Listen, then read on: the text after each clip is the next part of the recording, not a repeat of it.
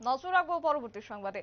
Vote যুদ্ধে একে অপরকে টেক্কা দিতে প্রস্তুত রাজনৈতিক দলগুলি, কিন্তু তারই মধ্যে বিজেপির একটু বাড়তি নজর, তাও আবার পূর্ব আসন নিয়ে। তবে এবার পূর্ব আসনেই বুথ স্তরের নেতাদেরকে চাঙ্গা করতে এবার আমবাসা নির্বাচনী কার্যালয়ে পৌঁছলেন বিএল সন্তোষ। পূর্ব আসনে এবার বিশেষ করে গুরুত্ব দেওয়া হচ্ছে এবং বিএল সন্তোষের এই বৈঠকে উপস্থিত ছিলেন বিধানসভার স্পিকার বিশ্ববন্ধু সেন।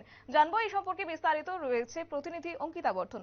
অঙ্কিতা, পূর্ব আসনে পৌঁছেছেন পূর্ব আসনে বুথ স্তরের নেতাদেরকে চাঙ্গা করতে এবার আমবাসা নির্বাচনী কার্যালয়ে গিয়েছেন বিএল সন্তোষ। তবে কি এবার বলাই যে পূর্ব আসনে এবার বেশি গুরুত্ব দিচ্ছেন বিজেপির সর্বভারতীয় সংগঠনের সাধারণ সম্পাদক, কি বলবে? দেখো, গতকাল রাত্রে এসেছেন ডিএম সন্তোষ। ওনার উপর কিন্তু যথেষ্ট দায়িত্ব দিয়ে দিয়েছেন কেন্দ্রীয় নেতৃত্বরা, যে কিভাবে রাজ্যে একেবারে নির্বাচনী পরিকাঠামোকে সাজানো যায়, তৎসঙ্গে রণকৌশলটাকে কিভাবে ঠিক করা যায়, তার জন্য কিন্তু ডিএম সন্তোষ রাজ্যে এসেছেন। এসেই তিনি গতকাল দেখা গেছে নির্বাচনী কার্যালয়ে বৈঠক করেছেন, যেখানে রাজ্যের মুখ্যমন্ত্রী উপস্থিত ছিলেন প্রতিভা ভূমি থেকে শুরু করে প্রার্থীগণ, এমনকি মন্ত্রী বিধায়ক প্রত্যেকেই উপস্থিত ছিলেন। আর প্রত্যেকের সাথে বৈঠকের পর তিনি আলোচনা করেছেন কিভাবে বুথ স্তরে, মন্ডল স্তরে প্রচারকে আরো জোরদার করা যাবে।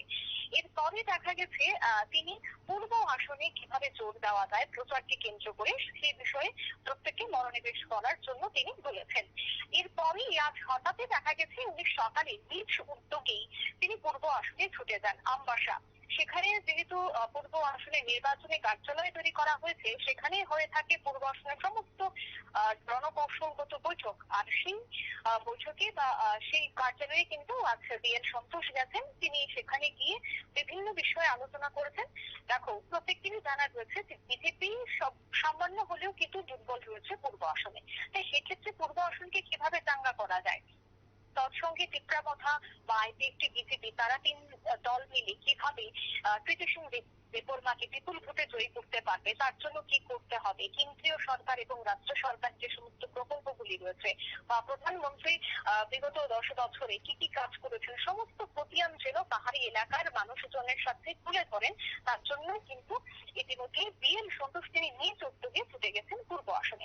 আরেকটা বিষয় সেটা হচ্ছে যে বুথ স্তর বা মন্ডল স্তর বিজেপি অত্যন্ত পরিমাণে তার দিকে যথেষ্ট নজর দিয়েছে।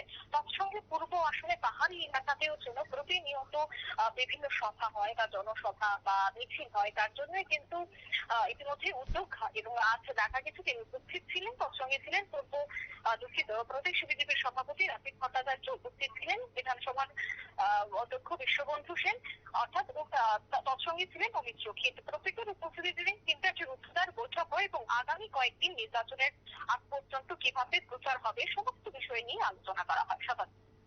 একদমই। তাহলে এই আজকের এই যে বৈঠক, সেই বৈঠকে কি উপস্থিত ছিলেন মথার কোনো নেতৃত্বরা?